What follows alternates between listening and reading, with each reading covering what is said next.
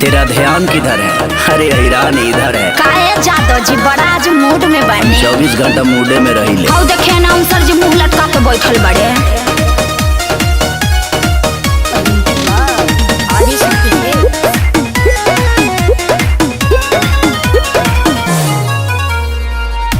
जी 24 घंटा करता रे पीछा, पांडा जी चुम्मा क्या मांगता रे भिक्षा। हरण हो जाई ज्यादा विश्वास ना। अरे ने सिखावल हा।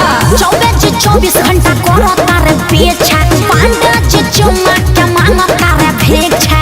और सुनिए ना हजियल जुलुम कइले बाबू साहेब जान के यार जान के। धोरिया में अंगुरी कइले रहता। गिटार बजावत होई हैं।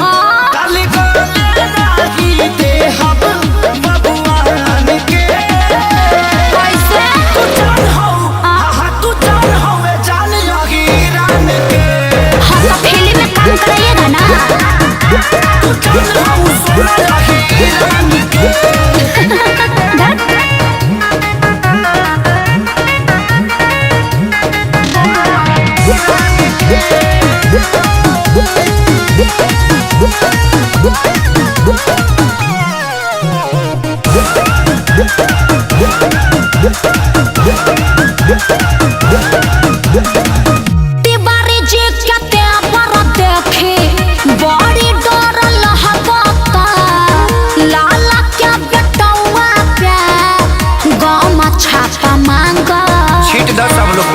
कवनो ऑर्डिनरी मर्द तोहर थमले नहीं थे।